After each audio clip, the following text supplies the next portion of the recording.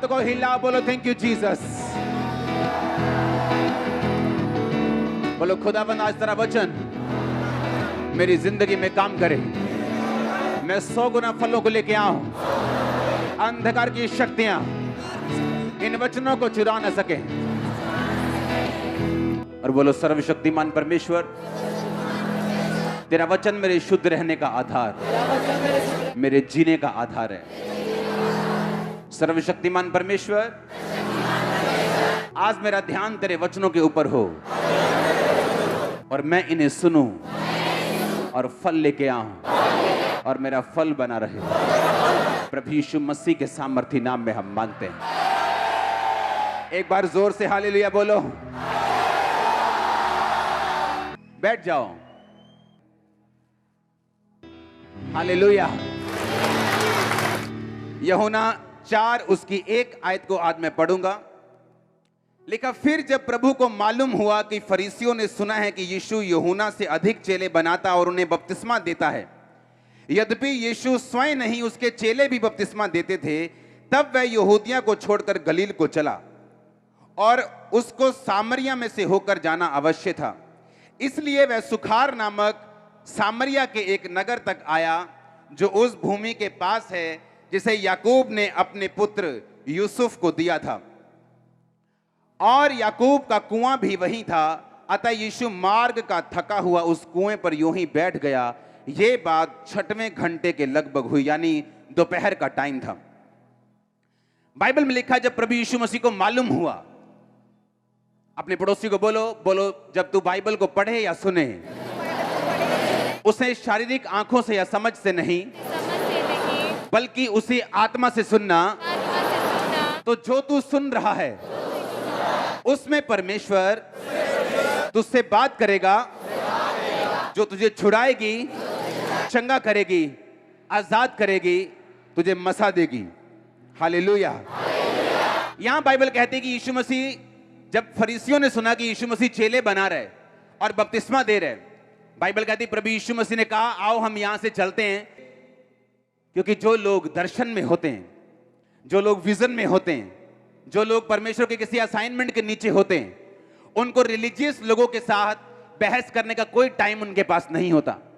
यीशु मसीह को मालूम था कि इस समय जो फरीसी लोग जो हैं वो मुझसे बहस करने के लिए आएंगे, जिस तरह वो यूहन्ना के पास जाते थे, तू बपतिस्मा किस अधिकार से देता है, तू बपतिस्मा क्यों देता है, तू किस अधिकार से, किसने तुझे बपतिस्मा देने के लिए बोला है, हम तो ये छींटे वाला शुद्धिकरण करते हैं, तू ये कौन सा शुद्धिकरण बपतिस्मे वाला डुबकी वाला कर रहा है, हम तुझसे बात करना चाहते हैं। लेकिन बाइबल कहती, जितने जन आत्मिक हैं, जितने जन परमेश्वर को ढूंढने वाले हैं, जितने जन परमेश्वर के भेजे हुए हैं, वो कभी भी फालतू चीजों में मन नहीं लगाते।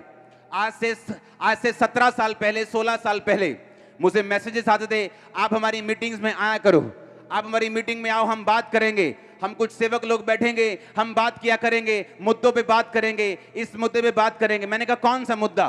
कोई मुद्दा नहीं, बस बैठेंगे, 4 गीत गाएंगे, वर्शिप करेंगे, उसके बाद खाना खाएंगे, एक दूसरे के साथ लड़ेंगे और वापिस आ जाएंगे। मुझे मालूम था कि मैं फरीसियों की तरह नहीं बनना चाहता हूं, क्योंकि मैं रिजल्ट चाहता हूं। फरीसी भी बहुत यीशु मसीह को, यहोवा पिता को बहुत डिस्कस करते थे, बड़ी बड़ी उनकी सभाएं होती थी, बड़े बड़े चोले डालकर वो सभाएं करते थे, परमेश्वर के राज्य के बारे में बातें करते थे, परमेश्वर के बारे में बात करते थे कि हाँ अब क्या करना चाहिए, अब यहूदियों को कैसे आगे लेके जाना चाहिए। लेकिन एक भी चीज उनमें आत्मिक नहीं थी। और यीशु मसीह नहीं चाहते थे कि मैं ऐसे लोगों के साथ समय व्यतीत करूं जो लोग आत्मिक नहीं हैं, बल्कि मैं वो काम करूं जिस काम के लिए मैं बुलाया गया हूं। यानी आप प्रेयर करने के लिए बुलाए गए, आप फास्टिंग करने के लिए बुलाए गए, आप वर्शिप करने के लिए बुलाए गए, आप सुसमाचार देने के लिए बुलाए गए।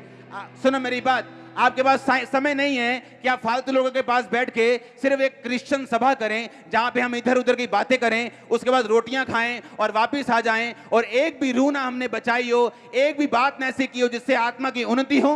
मैं ऐसी बातों से 17 साल से दूर रहा हूं। इसका मतलब ये नहीं मैं पास्टर से मिलता नहीं हूं, मैं मिलता हूं, मेरे बहुत अच्छे दोस्त हैं, एसोसिएशन जो पास्टर एसोसिएशन है उनसे मैं मिलता हूं, बात करता हूं, मेरे बड़े बड़े अच्छे मित्र हैं। लेकिन मैं ऐसे लोगों से दूर रहने की आपको गुजारिश कर रहा हूं जिनका कोई रिजल्ट नहीं, जो सिर्फ बैठकर धर्म की बातें करना चाहते हैं लेकिन परमेश्वर को फॉलो करना नहीं चाहते। बाइबल कहती है प्रभु यीशु मसीह की सफलता का राज ये था कि वो अपने समय को वेस्ट नहीं कर रहा था, और आपकी भी सफलता का राज यही है कि आपको अपने समय को वेस्ट नहीं करना है। आपको ये बात मालूम है, अपनी ताई की बेटी के साथ बैठकर चुगलियां करने से आप परमेश्वर में आगे कैसे बढ़ेंगे? आपको प्रार्थना करने के लिए जाना है, और अगर आपको ये बात मालूम है आप प्रेयर के लिए चले जाएंगे। सुना मेरी बात, बाइबल कहती है यीशु मसीह से मिलने से पहले जो चेले थे वो कई यूहन्ना के चेले थे। बाइबल कहती है यूहन्ना जो था वो मुंह का कड़क इंसान था, सांप के बच्चों ऐसे बात करता था, और फिर भी लोग उसके पास आना पसंद करते थे क्योंकि उन्हें पता था कि 4 चापलूसी वाली बातें, 4 चिकनी चुपड़ी वाली बातें, वो 4 मेडल लेने से, ट्रॉफियां लेने से अच्छा ये है हम उस जगह पे जाएं जहां हमें डांट तो मिले लेकिन आत्मिक उन्नति भी हो, उस जगह पे जाएं जहां डांट तो मिले लेकिन परमेश्वर की आंखें भी हमारी ओर हों। आप उसी जगह के ऊपर यीशु मसीह के नाम में। और सुनो मेरी बात, मैं आपकी लाइफ के ऊपर घोषणा करता हूं, अगर मैं परमेश्वर का सच्चा दास हूं, आपके परिवार आज से सेम नहीं रहने वाले यीशु मसीह के नाम में। अगर आज के बाद बढ़ना है तो फालतू की डिस्कशन से दूर रहने, आमीन। फालतू की चुगलियों चमेलों से दूर रहने, क्योंकि आपको मालूम है आप यीशु मसीह की तरह भुलाए गए हैं। यीशु मसीह कहता मैं पिता के पास चला गया हूं लेकिन मैं तुम्हें भेजता हूं। मैं लाखों की भीड़ यहां पे नहीं देख रहा हूं, मैं सिर्फ आपको देख रहा हूं। आपको परमेश्वर कहता है मैं तुझे भेज रहा हूं जिस तरह पिता ने मुझे भेजा था। और अगर यीशु मसीह की तरह आप भेजे गए हैं तो आप भी चुगलियों में टाइम वेस्ट नहीं करेंगे, रिलीजियस सभाओं में आप टाइम वेस्ट नहीं करेंगे जहां यहोवा की यीशु की बातें तो होती हैं लेकिन आत्मिक उन्नति कोई नहीं होती। हालेलुया। ये यीशु मसीह का एक सीक्रेट था उसके बढ़ने का। आज लाखों करोड़ों, आज 700 करोड़ अगर दुनिया की पॉपुलेशन है तो उसमें से हर दूसरा व्यक्ति, हर 2 व्यक्ति यीशु मसीह को जानते और मानते हैं। ये मैं वो डाटा बता रहा हूं जो रियल डाटा है। हालेलुया। जो रियल डाटा है मैं आपको वो बता रहा हूं कि हर 100 में से 60-65 लोग आज यीशु मसीह में हैं। हालेलुया। इमेजिन करो अगर यीशु मसीह भी उसी रिलीजियस लीडर्स की तरह चलता तो कुछ ना होता। इसीलिए आज चर्चों में लोग बचाए नहीं जा रहे, रूहें बचाई नहीं जा रही, बैप्टिज्म नहीं हो रहे, लेकिन सभाएं जरूर हो रही। यीशु मसीह ने कहा मुझे उनसे मिलने का टाइम नहीं, आओ चले। और बाइबल कहती जब यीशु मसीह चले तो उसे सामरिया जाना था, लेकिन सुखार नामक एक नगर रास्ते में पड़ता था। जैसे आपने लुधियाना जाना हो यहां से और रास्ते में फगवाड़ा पड़ता हो, तो यीशु मसीह लिखा सुखार नामक उस जगह पे रुके, वहां कुआं था, वो कुएं पे बैठ गए और मार्ग पे थोड़ा सा विश्राम करने के लिए, आराम करने के लिए कुएं पे बैठे। और एक औरत आई जो 6ठे घंटे के करीब आई, दोपहर को 12 बजे। कोई पानी भरने 12 बजे नहीं जाता था, सारे पानी भरने सुबह जाते थे। सब औरतें इकट्ठा होके ऐसे लाइन लगा के पानी भरने के लिए जाती थी ताकि रास्ते में कोई भी गड़बड़ ना हो, कोई उन्हें छेड़े ना और सही सलामत वापस आ जाए। कोई भी औरत पानी भरने के लिए अकेली नहीं जाती थी। पर ये औरत थी, बाइबल कहती है 6ठे घंटे के करीब, यानी जब सूर्य अपने शिखर पर होता है, ये पानी भरने के लिए जा रही थी, क्योंकि इस औरत को रिजेक्ट कर दिया गया था। इस औरत को इसके रिश्तेदारों के द्वारा, इसके गांव के द्वारा, इसके मोहल्ले के द्वारा तिरस्कार करके, इसकी बेइज्जती करके इसको रिजेक्ट कर दिया गया था, इसको साइड पे कर दिया गया था। पंजाबी पिंडा च कहते भांडा त्याग देना, इसका जो बर्तन त्याग दिया गया था इसको बाहर निकाल दिया गया था। इसलिए अकेली ये पानी भरने के लिए जा रही थी।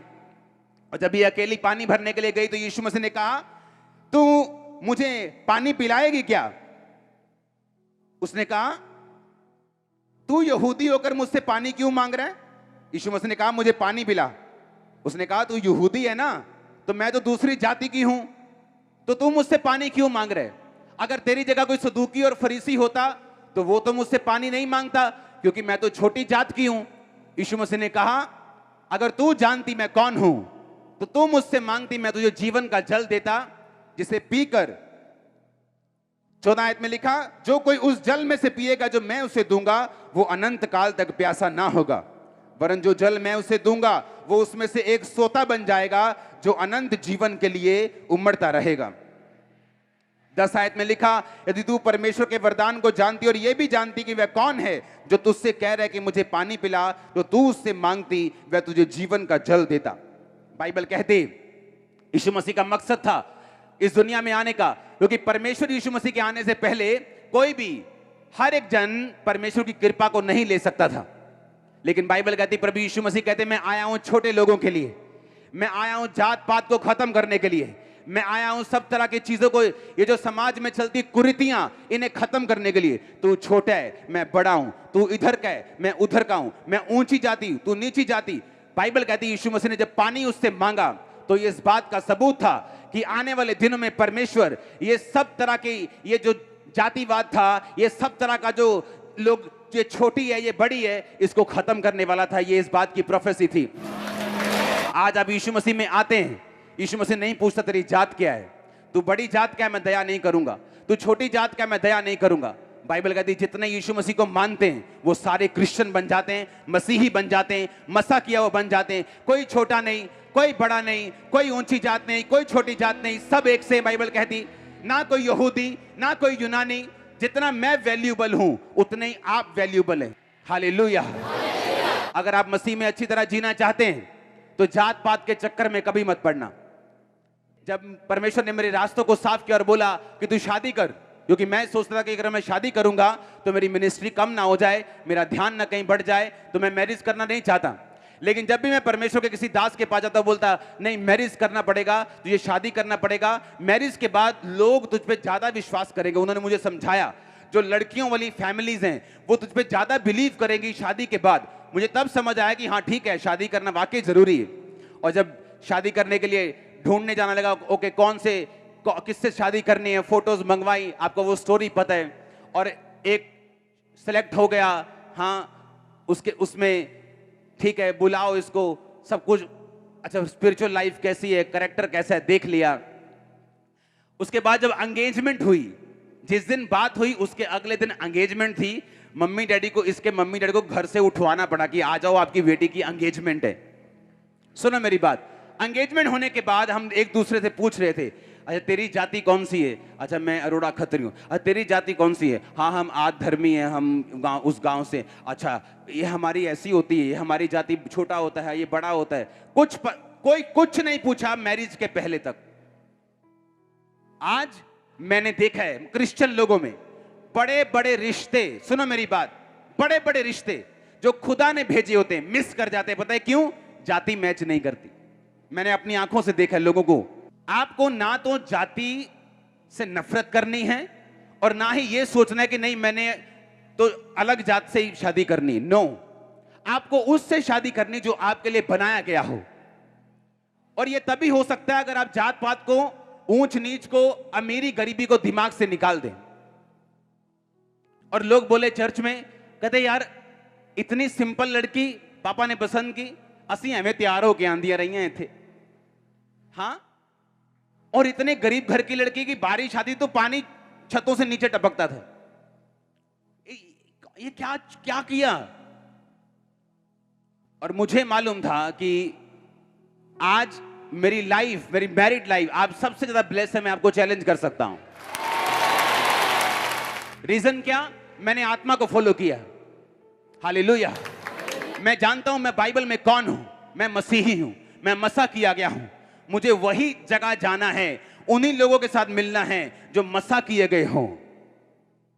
आप जानते हैं जो परमेश्वर ने आपके लिए चुना हुआ, आप उसे कभी हासिल नहीं कर सकते जब तक आप पूरी तरह से इस शैतान के और शरीर के और रीति रिवाजों के बंधन जो लोगों ने बनाए हैं, जब तक आप उनसे आजाद नहीं हो जाते। हालेलुया। आपको यह बात समझनी है कि परमेश्वर ने आज आपको चर्च इसलिए भेजा कि वो आपको वर्ड दे सके और आप अपनी डेस्टिनी की ओर भाग सके, अपनी मंजिल की ओर भाग सके।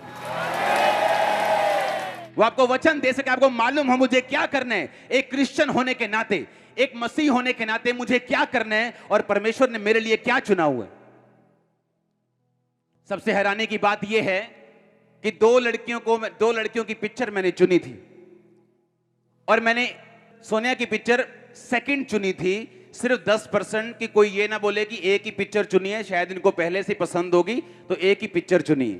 तो दूसरी पिक्चर साथ में चुन ली कि ठीक है दो हो, दो से बात करो जो मेरे मुताबिक हो। मैंने इंस्ट्रक्शन दी, मुझे ये चाहिए आत्मा में, और मुझे जिसके पास होगा उससे मैरिज करूंगा।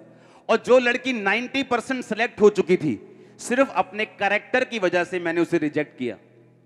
और सुनो मेरी बात, उसको आज तक नहीं मालूम कि मैंने उसे रिजेक्ट किया। उसे पता ही नहीं कि उसकी फोटो मेरे पास आई थी। इमेजिन करो अगर मैं इंसान होकर ऐसा कर सकता हूं।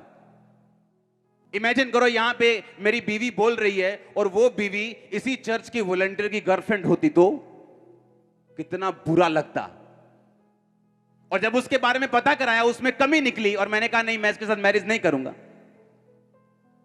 इमेजिन करो परमेश्वर, उसने आपके हर एक जन के लाइफ में एक बड़ी योजना रखी है, पर जब वो आपकी लाइफ में पाप को देखता है वो उस योजना को चेंज कर देता है। अब वो भी मैरिड है, पर हमारे स्टैंडर्ड में जमीन आसमान नहीं, आसमान पताल का फर्क होगा। क्योंकि मैंने अपनी पसंद की लड़की से शादी नहीं करनी थी, मैंने एक आत्मिक लड़की के साथ शादी करनी थी जो मेरे विजन को समझती हो। मैं आपको बता रहा हूं परमेश्वर कैसे काम करता है आपकी लाइफ में। मैं पवित्रताई में था, मुझे एक्सपेक्टेशन थी कि मेरी वाइफ पवित्रताई में हो जो मुझसे मिले, ताकि इतना बड़ा जो विजन है, दर्शन है, ये बिना पवित्रताई बिना प्रार्थना चल नहीं सकता।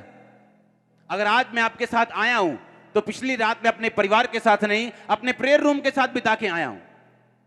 आप मेरी बात समझ रहे कि नहीं? तो मुझे यह बात मालूम है, अगर मुझे यह विजन रन करना है जो एक आम इंसान की बात नहीं, मैं आपको दावा करता हूं यहां से बड़े से बड़ा पॉप स्टार, पॉप सिंगर ले आओ, इतनी बारिश में ऐसे लोगों को बिठाकर 6 घंटे रख के बताओ मेरे को, कोई नहीं कर सकता ऐसा। परमेश्वर कर सकता है। आमीन। अगर उसकी ग्रेस तभी हम पे होगी अगर हम वचनों के ऊपर चलेंगे तो। हालेलुया। परमेश्वर ने एक तरीका रखा हुआ है अपने लोगों को आगे लेके जाने का। उसने एक तरीका रखा हुआ है, अगर आप उस आत्मिक तरीके को फॉलो करते हैं, कोई जन आपकी ब्लेसिंग को रोक नहीं सकता। आपके लिए बेस्ट क्या है परमेश्वर जानते हैं, हाँ या ना? उसे मालूम है वो बेस्ट आप तक किस तरीके से लेके जाने, किस तरह से आपकी अगुवाई करनी, किस तरह से डिवाइन हेल्पर्स आपकी लाइफ में भेजने, ताकि वो लोग आपके काम को कर सके। आज मेरी वाइफ ऑफिस का काम करती है, सारे काम करती है 100% परफेक्शन में। ये तभी संभव है जब मैं परमेश्वर के साथ था और परमेश्वर ने मुझे वो दिया जो उसकी ओर से था, ना कि जो इस संसार की ओर से था। और आपको क्या लगता है, अगर मेरा कैरेक्टर ढीला होता तो मैं भी ढीले वाले के साथ ही फंसता? ये मुझे मालूम है, क्योंकि जो कुछ आप परमेश्वर को देंगे परमेश्वर आपको वो वापिस करेगा। बाइबल कहती, उसने सुलेमान दाऊद को कहा मैं वंशों तक तेरा घराना चलाऊंगा। उसने येहू को कहा मैं पड़पोते के पुत्र तक तेरा घराना चलाऊंगा। किसी को बोला 16 साल, किसी को बोला 20 साल। ये डिपेंड करता था कि उसने परमेश्वर को क्या दिया, कितने दिल तक दिया। सिर्फ पैसा नहीं, अपनी जिंदगी, उसके कामों को करने की ललक, उसके वचन पे चलने की प्यास, ये सब मायने करता है। ऊंची आवाज में बोलो हालेलुया। यीशु मसीह ने कहा अगर तुम मुझे जानती तो मैं तुझे जीवन का जल देता। आज जब हीलिंग होती वो क्या है? वो जीवन का जल है। आज जब आप प्रचार करने के लिए जाते हो, जब आप बातें करते हो, लोग बोलते हैं जब आप बात करते हो मेरे दिल में कुछ होता है, जब आप बात करते हो मेरे दिल में कुछ टच करती है चीजें। ये जीवन का जल है जो आपके अंदर आ रहा है अभी यीशु मसीह के नाम में। और उसने सिर्फ मुझे नहीं भेजा जीवन के जल के साथ, क्वायर गाएगी जीवन का जल बहेगा, आप बोलेंगे जीवन का जल बहेगा, इवेंजलिस्ट बोलेंगे जीवन का जल बहेगा। उसने कहा अगर मैं तुम्हें वो जल दूंगा तो कभी प्यासा ना होगा। हालेलुया। आज लोग प्यासे हैं, उन्हें प्यास रहती है, काश मेरा हस्बैंड मुझसे प्यार करता हो, काश मेरी वाइफ मेरी बात सुनती हो, काश मेरे बच्चे मेरे कहने में हो। वो हमेशा प्यासे रहते अपनी लाइफ में। यीशु मसीह ने कहा अगर तू उस जीवन जल को पी लेगा जो मैं तुम्हें दूंगा तो कभी प्यासा ना होगा। लोग तेरी इज्जत करेंगे, तेरा घराना तेरे साथ चलेगा, तेरे लोग तेरे साथ चलेंगे, तेरा बिजनेस तेरी बात को सुनेगा अगर तू उस जीवन जल को पिएगा तो। हालेलुया। उस जीवन जल को पीना कैसे? बस यीशु मसीह को बोलना मेरे दिल में आ, उसके अनुसार उसकी राहों पे चलना, उसके वचन पे चलना। गिर जाओ, गलती करो तो भी संभल के आगे चलो, बढ़ते जाओ यीशु मसीह में। आप जीवन जल को पी रहे हैं यीशु मसीह के नाम में। हालेलुया। उसने कहा परमेश्वर मैं जीवन जल कहां से तुझे दूं? हाँ लेकिन तू तो मुझे दे सकता है, तू मुझे जीवन जल दे दे ताकि मैं इतनी दूर पानी भरने को ना आऊं। अभी भी उस औरत को समझ नहीं आई, अभी भी वो शरीर में थी कि मैं पानी भरने को ना आऊं तो मुझे वो जीवन जल दे दे, वो जादू वाला जो मटका है ना वो दे दे, मैं घर पे पानी भरती रहूंगी, टूटी लगा दे जादू वाली। यीशु मसीह ने कहा नहीं, वो जीवन जल नहीं। ठीक है मैं तुम्हें जीवन जलता हूं। यीशु मसीह ने कहा जा अपने पति को लेके आ। कहती परमेश्वर, स्त्री ने कहा 17 आयत में मैं बिना पति की हूं। यीशु ने कहा तू ठीक कहती है कि तू बिना पति की है, क्योंकि तू 5 पति कर चुकी है और जिसके पास तू अब भी है वो तेरा पति नहीं। तूने सच कहा है। सुनो मेरी बात, यीशु मसीह ने कहा तू सच कह रही है। उस स्त्री ने कहा मुझे लगता है कि तू भविष्यद्वक्ता है। 27 में लिखा, इतने में यीशु मसीह के चेले आ गए और हैरानी करने लगे कि ये एक औरत से बातें क्यों कर रहा है। तो भी किसी ने पूछा नहीं तू क्या चाहता है और क्यों बातें करता है। वो स्त्री अपना घड़ा छोड़कर नगर में चली गई और लोगों से कहने लगी, आओ हम एक मनुष्य को देखें जिसने सब कुछ जो मैंने किया मुझे बता दिया कि कहीं ये मसीह तो नहीं। अतः वे नगर से निकलकर उसके पास आने लगे। 39 आयत में लिखा, उस नगर के बहुत से सामरियों ने उस स्त्री के कहने से यीशु पर विश्वास किया, क्योंकि उसने ये गवाही दी कि मैंने जो भी काम किए यीशु मसीह ने मेरी सारी जिंदगी मुझे बता दी। वो सामरी कहने लगे, आओ हमारे पास परमेश्वर। तो वो वहां 2 दिन तक यीशु मसीह उनके पास रहे और यीशु मसीह ने वचन दिया और बहुत से लोगों ने यीशु मसीह पर विश्वास किया।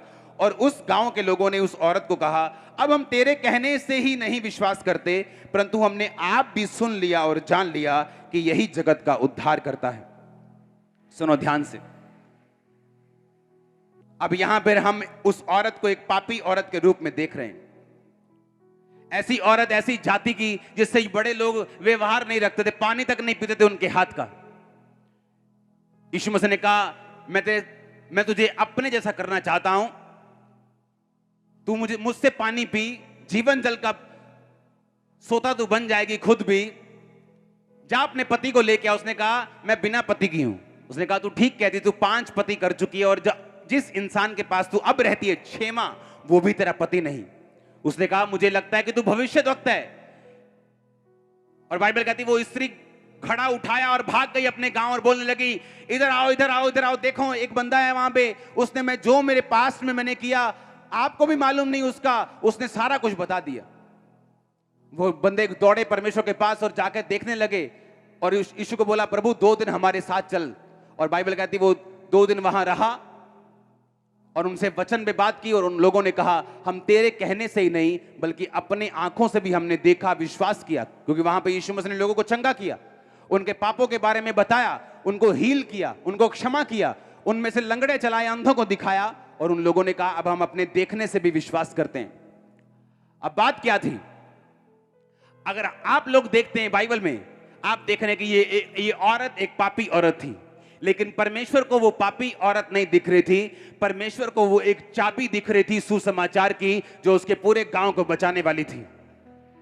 आपको लगता है कि आज इस चर्च में आपका पड़ोसी आया है जो नशे करता है, शायद वो अब भी आपके पास शराब पी के बैठा हो चर्च में, शायद अभी भी सिगरेट पी के बैठा हो और आपको लगता है वो पापी है, लेकिन आपको नहीं लगता आने वाले टाइम में वो अपने गांव को बचाने वाला है, आने वाले टाइम में वो अपने नगर को बचाने वाला है, आने वाले टाइम में वो अपने देश को बचाने वाला है। आप जितने भी बड़े मर्जी पापी क्यों ना हो, आपने कितने भी बड़े गलत काम ना किए हो, बाइबल कहती है जब यीशु मसीह के साथ आपका सामना आमना होता है और यीशु मसीह अपनी पावर को आपको दिखाते हैं, बाइबल कहती है आप तौबा करते हैं, आप क्षमा मांगते हैं परमेश्वर से। लोग आपको देख सकते हैं कि नहीं इससे बात मत करना, ये हमारे मोहल्ले का नशेड़ी है, इससे बात मत करना, ये सिगरेट पीता है, इससे बात मत करना, ये बहुत बिगड़ा हुआ इंसान है। लेकिन यीशु मसीह उसे बिगड़े हुए इंसान के रूप में नहीं, उसे एक चाबी के रूप में देखते हैं, उसे एक दरवाजे के रूप में देखते हैं, उसे उस रूप में देखते हैं कि ये वो जन है जो आने वाले टाइम में हजारों और लाखों को बचाने वाला है। अगर आज से 17 साल पहले आप मुझे देखते तो यीशु मसीह के लोगों को बुरा भला बोलते हुए, हाँ सब तरह के नशे करते हुए, गलत काम करते हुए, आप बोलते ये पापी इंसान है, ये बड़ा विरोधी इंसान है, ये जो हिंदू बैकग्राउंड से बंदा है ना, ये बड़ा खतरनाक है, इसके पास मत जाना। आप मुझे इस तरह देख सकते थे, लेकिन यीशु मसीह आने वाले टाइम में मुझे प्रेरित के रूप में देख रहा था, वो आने वाले टाइम में मुझे पास्टर के रूप में देख रहा था। मेरी बात को ध्यान से सुनो, आपका रिश्तेदार आपको बदल नहीं सकता, आपका प्यार करने वाला जो आपके लिए जान दे दे फिर भी आपकी लाइफ को चेंज नहीं कर सकता, वो आपकी लाइफ में कुछ एडिशन नहीं कर सकता, आपकी लाइफ में सिंपैथी दे सकता है, आपके लिए रो सकता है, आपको थोड़ा पैसा दे सकता है, लेकिन आपके कैंसर को, आपकी बीमारियों को, आपके ट्रबल को, आपके दिल के उस पेन को, उस दर्द को, उस अकेलेपन को, उस डिप्रेशन को वो दूर नहीं कर सकता। बाइबल कहती है यीशु मसीह ने कहा तू मेरे पास अगर आएगा तो मैं तुझे जीवन का जल दूंगा और मैं तुम्हें सोता बनाऊंगा, तू भी मेरे जैसे सोता बहेगा तेरे मुंह से, तेरे मुंह से वो सोता बहेगा जब तू मेरे पास आएगा। हालेलुया। आप चर्च को ये आपकी पावर समझ होनी चाहिए कि आपके पास कौन सी पावर है। यीशु मसीह कैसे आपको देखते हैं, अब मैं आपसे क्वेश्चन करना चाहता हूं, अगर यीशु मसीह आपके लिए इतना कर रहे हैं, वो आपके लिए इतना बड़ा सोच रहे हैं, तो क्या अब यीशु मसीह में आने के बाद भी आपको पाप करना चाहिए, गलत काम करने चाहिए, चोरियां करनी चाहिए, चुगलियां करनी चाहिए? क्योंकि यीशु मसीह ने आपको एक बड़ी बुलाहट दी है, बहुत बड़ी। वो कहता मैं तेरे जीवन को जल का सोता बनाना चाहता हूं, जीवन जल का। आप रिश्तेदार के पास बैठेंगे, आपके मुंह से जीवन जल का सोता बहेगा। आप किसी बंदे के पास बैठेंगे, आपके मुंह से जीवन जल का सोता बहेगा। अब वो टाइम नहीं है कि हम अपने जवानी के टाइम को बॉयफ्रेंड और गर्लफ्रेंड बनाने में वेस्ट कर दें। इस चर्च की एक गवाही मुझे याद है, एक सिस्टर काम करती थी किसी मॉल में, और उस मॉल में एक लड़के ने कहा आप मुझसे फ्रेंडशिप करोगी? उसने कहा मेरी फ्रेंडशिप पहले से ही है। किसके साथ? उसने कहा जीसस क्राइस्ट के साथ मेरी फ्रेंडशिप है, मैं लोगों के साथ फ्रेंडशिप नहीं करती। वो लड़का बड़ा हैरान हुआ, उसने कहा ये कौन सी लड़की है, ये कैसी लड़की? आम लड़कियां तो क्या झट एक्सेप्ट कर लेती, ये कौन सी लड़की, ये कौन से जीसस की बात कर रही? वो उसने कहा ठीक है, मैं तुम्हें चर्च लेके चलूंगी, तू वहां देखना हम कैसे वर्शिप करते हैं, कैसे हम परमेश्वर के वचन को मानते हैं। वो लड़का भी चर्च में आया, उस लड़की ने बपतिस्मा लिया, और लड़का अलग से बहन भाई की तरह, हाँ ये नहीं बॉयफ्रेंड गर्लफ्रेंड बना के चर्च में आए। जब हमें यीशु मसीह के बारे में मालूम हो गया कि वो पापियों से प्यार करता है, तो क्या अब भी पाप करते रहें? हाँ, वो हमें मालूम हो गया कि पापियों को चुनता और ऊंचा करने के लिए आया, तो क्या अब भी हम पापियों की तरह उसी गटर में, उसी पाप में फंसे रहें? उसने कहा मैं तुम्हें जीवन जल का सोता दूंगा, क्या तू पीने के लिए तैयार है? हाँ, उसने कहा मैं तुम्हें जीवन जल का सोता दूंगा, वरन तो वो तेरे मुंह से तेरी जिंदगी एक सोता बन जाएगी, क्योंकि अभी वो तेरी जिंदगी सोता नहीं है। क्यों? क्योंकि अभी तू पाप में है, तू 6वां पति तू कर चुकी, तू पाप में है। लेकिन अगर तू मुझे कहे मैं तुम्हें जीवन जल का सोता दूंगा, मैं तेरे पापों को माफ कर दूंगा, जो तेरे रिश्तेदार नहीं कर पाए, समाज ने रिजेक्ट कर दिया। बताए क्यों? उन्हें मालूम था ये कैरेक्टरलेस औरत है। दोपहर को अकेली पानी भरने के लिए जाती थी, कोई उसका साथी नहीं था, कोई सहेली नहीं थी। समाज आपको कुछ नहीं दे सकता, रिश्तेदार कुछ नहीं दे सकते। वो झूठा अफसोस करन जाते ना लोग, चलो आओ कितने जाना अफसोस करे आइए, चलो जी अफसोस करन जा रहे, ओके हाँ भैन जी वो माड़ा होया, चलो जो रब दी। और इधर टाइम देख रहे हैं, दुकान बंद ही ना हो जाए सूटां ली। हाँ, क्योंकि उसके बाद सीधा कहां जाना है? सूटों की दुकान पे, क्योंकि अब आए तो हुए इतनी दूर, शॉपिंग करके जाते हैं, सूट भी ले जाओ, मधानियां भी ले जाओ, पतीले भी ले जाओ, रबड़ा भी ले जाओ, सारा कुछ ले जाओ। गलती इनकी नहीं है, दुनिया है ही ऐसी। तो जो सच्चा परमेश्वर है, जो कह रहा है अच्छा तू छोटा है मैं तुम्हें बड़ा कर दूंगा, अच्छा तू गरीब है मैं तेरे लिए आया हूं, तू कुचला हुआ है मैं तेरे लिए आया हूं, सुनो मेरी बात। वो कह रहा है मैं तुझे जीवन जल का सोता बना दूंगा, मैं तुझे आशीषित कर दूंगा, मैं तेरे भाइयों के मध्य में तेरा अभिषेक कर दूंगा, तेरा वंश पराक्रमी होगा, तेरा वंश बचाया जाएगा, मैं तुम्हें इतनी बरकत दूंगा रखने की जगह नहीं होगी। उसको हम बोलते हैं नहीं नहीं ये वाला नहीं चाहिए था। वही रिश्तेदार चाहिए जो फेक है, जो नकली है, जो नकली अफसोस करने के लिए आते हैं। यहोवा परमेश्वर ने कहा ये लोगों को राजा चाहिए जैसे अन्य जातियों में राजा होते हैं। इन्होंने तुझको नहीं शमूएल मुझको निकम्मा समझा, क्योंकि मैं इनका राजा था। आपको वो नहीं करना जो अन्य जातियां करती हैं, आपको वो नहीं करना जो अन्य लोग करते हैं, जो रीति रिवाज वो अपनाते हैं, जो सिस्टम वो अपनाते हैं। नहीं तो आप अभी आत्मा में नहीं। इसका मतलब ये नहीं कि अगर आप इनको फॉलो करेंगे आप यीशु मसीह आपको त्याग देगा, वो आपको त्यागेगा नहीं। और आपकी लाइफ की कुछ बरकतें ऐसी हैं जो बोलती हैं, जिस तरह अब्राहम का इसहाक बोलता था, एस्तर की कुर्सी बोलती थी, हाँ या ना? पता है क्यों? क्योंकि वो बरकतें जो बोलने वाली हों, जो आपके विरोधियों के मुंह पर चेपी लगा दें, टेप कर दें, वो बरकतें परफेक्शन में मिलती हैं। आपको वो हील कर देगा, डिलीवर कर देगा, बरकत दे देगा, केस से बाहर कर देगा। लेकिन कुछ ऐसी ब्लेसिंग्स हैं, कुछ ऐसी बरकतें हैं जो इतने हाई लेवल की हैं, जो इतनी बड़ी हैं, जो आपकी लाइफ में अगर आई, आपका विरोधी लाइफ टाइम आपके सामने मुंह नहीं खोल पाएगा। आपको मालूम कौन थी, कौन सी बरकतें? बाइबल कहती हन्ना और पनिन्ना। हन्ना के कोई संतान नहीं थी, उसके पास पैसा था कि नहीं था? बरकत थी, पैसा था, सब कुछ था, पर एक चीज मिस थी, वो था उसके संतान नहीं थी। अब उसे वो चीज चाहिए थी जो उसके विरोधियों का मुंह बंद कर दे, और वो उसे पता कब मिली? जब वो परफेक्शन में आई। कैसे? पहले रोती थी, हाय रब ने दा क्यों कीता, पति के साथ लड़ती थी, इमोशनल हो जाती थी, लेकिन इतने साल इमोशनल होने पर भी उसकी कोख नहीं खुली। एक दिन खुदा के घर जाके बोलती, प्रभु मैं मन्नत मांगती हूं, जो बेटा तू मुझे देगा मैं तेरी महिमा के लिए दे दूंगी। बाइबल कहती परमेश्वर के दास उसे देख रहा था, उसने कहा इधर आ, तू क्या बड़बड़ कर रही है, कौन सा नशा किया है? कहती नशा नहीं किया, मैं सताई हुई हूं, कुड़ाई हुई हूं। उसने कहा जा, इस्राएल का परमेश्वर यहोवा तुझे मन चाहा वरदान दे। बाइबल कहती वो कभी उदास नहीं रही, और बाइबल कहती अगले साल शमूएल उसकी लाइफ में आया। सुनो मेरी बात, ये वो बरकत थी जिसने उसके विरोधियों के मुंह को लाइफ टाइम के लिए बंद कर दिया था। आप जानते हैं आप क्रिश्चियन हैं, आपकी लाइफ में आपको एक ऐसी बरकत जरूर चाहिए होती है जो आपके विरोधियों का मुंह बंद कर दे हमेशा के लिए। आप महसूस करते हैं कि नहीं? आपके विरोधी को पता होता है कोई गल नहीं, गड्डी ले ली, कोई नहीं, अच्छा इन्हें आ हो गया, कर ले, कोई नहीं। उसको मालूम है अभी एक चीज इसकी पड़ी है, उसको मालूम है ये होने वाली नहीं। वो हमेशा सोचता है कि मैं सुपीरियर हूं, उसको हमेशा लगता है कि नहीं ठीक है, ये तो हम भी ले लेते हैं, हम भी कर लेते हैं। पर एक ऐसी चीज होती है आपकी लाइफ में जो सीधा आपको परमेश्वर के दखल से मिलती। सुनो मेरी बात, जब वो चीज आपकी लाइफ में आती, आपका विरोधी, वो टेप नहीं लगती, परमेश्वर सीमेंट लगा के बंद करता है, उसको ऊपर से ईंट कर देता है।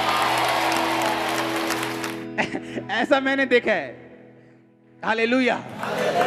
आप सेवा करते हो, कहते कोई नहीं, लोग ही है, कोई नहीं, 10-15 हजार लोग ही है, कोई नहीं, 2009-10 कोई नहीं। अच्छा ये बरकाओ, कोई नहीं, ये फंसेगा अभी, क्योंकि इसके पास बहुत से प्रॉब्लम्स हैं। लेकिन जब परमेश्वर छक्का मारता है तो बॉल मिलती नहीं, स्टेडियम के बाहर जाती है, और वो छक्का मारने वाला आपकी लाइफ में यीशु मसीह के नाम में। पौलुस ने कहा कुछ चीजें जो मैं तुम्हें समझा रहा हूं, ये परमेश्वर ने मुझसे नहीं कहा, लेकिन मैं परमेश्वर के करीबी होने के कारण तुमको ये सलाह देता हूं कि अगर तुम बिना ब्याहे रह सकते हो तो ठीक है, लेकिन ब्याहे जाना भी पाप नहीं। जब मैं आपको बोल रहा हूं कि हर टाइम जात पात मत देखो, अगर आप देखेंगे भी आप पाप नहीं कर रहे हो, पर मैं आपको परफेक्शन में देखना चाहता हूं, संपूर्णता में देखना चाहता हूं, सिद्धता में देखना चाहता हूं। क्योंकि मुझे एक बात मालूम है, कुछ ब्लेसिंग्स, कुछ गवाहियां आपकी लाइफ में तब आती हैं जब आप संपूर्णता में चलते हैं। परमेश्वर ने कहा अब्राहम मेरी उपस्थिति में चलता जा और सिद्ध होता जा। अब्राहम उस समय कितने सालों से अपने घर से बाहर आ चुका था, और अब्राहम वेट कर रहा था परमेश्वर कब मुझे बच्चा देगा और मेरे विरोधी का मुंह बंद करेगा।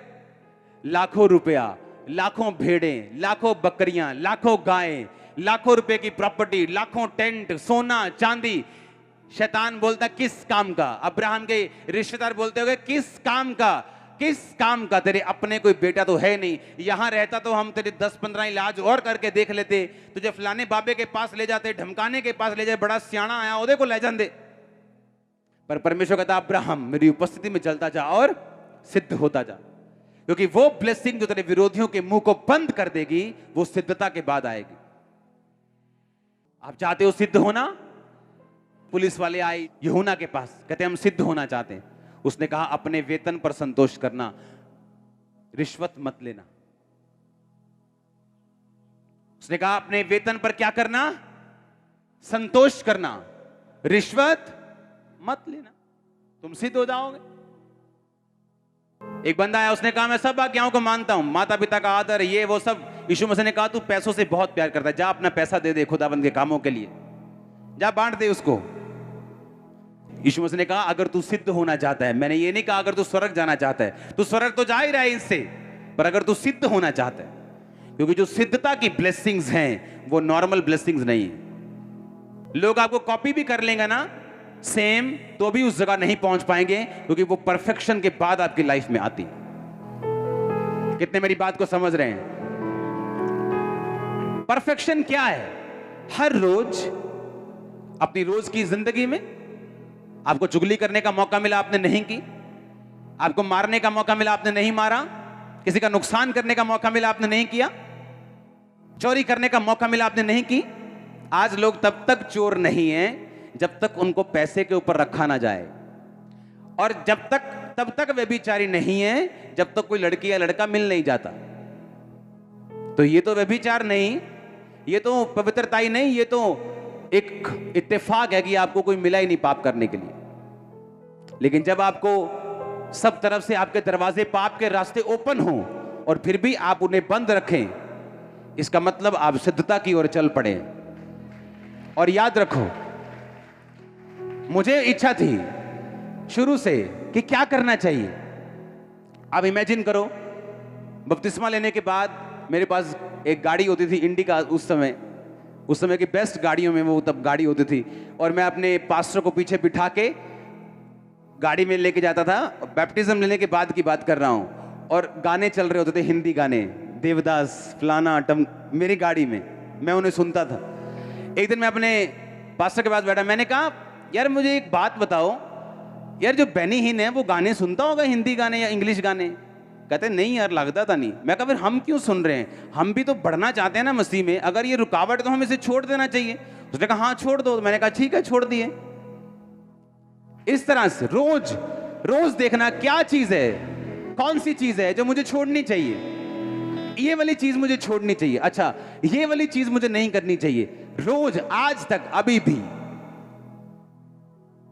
क्योंकि हमें परफेक्ट जाना है। हम बरकतें तो ले चुके हैं, आशीषें ले चुके हैं, स्वर्ग जा रहे हैं, लेकिन कुछ परफेक्ट होने के बाद जो ब्लेसिंग्स हैं उनका ना कोई तोड़ है, उनके खिलाफ कोई विरोधी मुंह भी नहीं खोल सकता।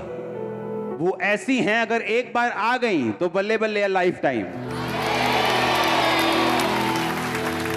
वो छोटे से छोटा क्यों ना हो, अगर वो भी इन चीजों को फॉलो करेगा, छोटा नहीं रहेगा। यीशु मसीह ने कहा है, उसने कहा मैंने तुच्छ को चुना बड़ों को शर्मिंदा करने के लिए, क्योंकि मैं उस तुच्छ को इतना बड़ा कर दूंगा कि बड़ा उसके सामने छोटा लगेगा। उसने लिखा ऐसे। यीशु मसीह ने सवाल दिया, उसने कहा तुम बताओ मैंने क्यों यहूदियों को चुना? पता है क्यों चुना? किसी ने कभी दिमाग में सोचा है कभी कि परमेश्वर ने यहूदी लोगों को क्यों चुना था अपना आप प्रकट करने के लिए? क्योंकि यहूदी कौम सबसे छोटी थी गिनती में।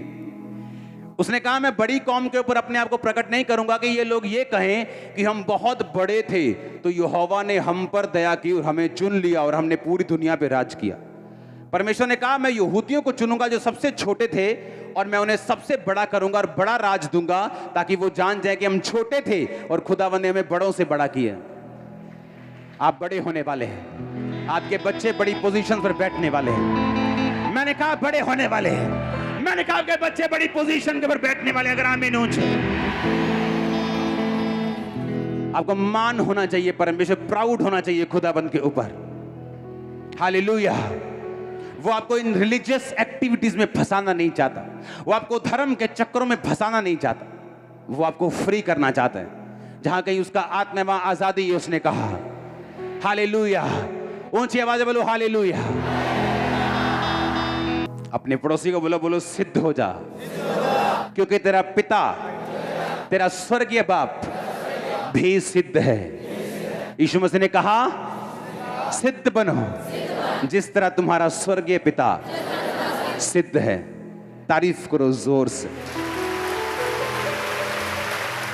अगर आपको इतिहास मालूम हो तो जिस दिन बारिश होती है उस दिन सबसे बड़े मिरेकल्स होते हैं। अब आज लोगों को यकीन हो जाना चाहिए, बारिश हो चाहे ना हो चर्च लगेगी। आज यकीन हो जाना चाहिए। तारीफ करो जोर से। तैयार हो सिद्ध होने के लिए? अगर आप इस चर्च के जेन्युइन मेंबर हैं तो आपकी लाइफ का ये मकसद होना चाहिए, सिद्ध होना। आप एक दिन में नहीं हो जाओगे, एक साल 2 साल में नहीं हो जाओगे। आपको रोज काम करना पड़ेगा, रोज, एवरीडे अपने आप को जांचना होगा, अपनी कमी के खिलाफ लड़ना होगा, उसके लिए प्रेयर करनी होगी, उसको छोड़ना होगा। अपनी कमी को छोड़ने का सबसे इफेक्टिव तरीका क्या है? उस पर फाइन रखो, फाइन रखो। अगर आपने कहा खुदाबंद मैं 10 मिनट से ज़्यादा फ़ोन यूज़ नहीं करूँगा रोज़। अगर आपने 12 मिनट किए, फाइन रखो, मैं 1000 रुपये फाइन करूँगा अगर मैं 12 मिनट यूज़ करूँगा। आप 2-4 बार फाइन भरोगे ना, आपकी आदत छूट जाएगी। अफ्रीका में बहुत ये आम था कि पास्टर्स व्यभिचार में, पैसों में गिरते थे।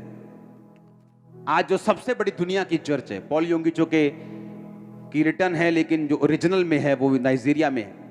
उस पास्टर ने कहा, परमेश्वर, जो मैं देख रहा हूं अपने आसपास इन प्रॉफिट्स को, इन लोगों को, एक तरफ सोना और दूसरी तरफ प्रोफेटिक देना, कहता परमेश्वर अगर मैं लाइफ में कभी भी व्यभिचार करूं तो मुझे उसी दिन कोड होना चाहिए। वो प्रार्थना करता था ऐसे। और आज वो स्टेडियम बना रहा है जो दुनिया का सबसे बड़ा स्टेडियम है, 3000 करोड़ का। मैंने कहा आप बेवकूफ बनाकर थोड़ा बहुत कर सकते हैं, लेकिन ना तो वो लंबा होगा ना बहुत ज्यादा होगा। अपनी कमियों के ऊपर फाइन रखो, देखना वो छूट जाएंगी दिनों में।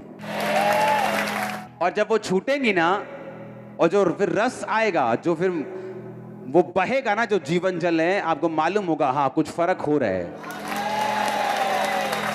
आपकी लाइफ की कुछ बरकतें ऐसी हैं जो आपकी प्रेयर से हल नहीं होती, आपके उस कमी को, पाप को छोड़ने से हल हो जाती। अपने हाथों को उठाओ, सब जन खड़े हो जाओ। थैंक यू जीसस बोलो, ऊंची आवाज में बोलो, अपने हाथों को हिला के बोलो। हमारे YouTube चैनल को सब्सक्राइब करें ताकि आप परमेश्वर के गहरे वेदों को जान सकें कि कैसे आप परमेश्वर में बढ़ सकते हैं, कैसे आप दुष्ट आत्माओं से, नशों से, बीमारियों से और वंशों के श्रापों से आजाद हो सकते हैं।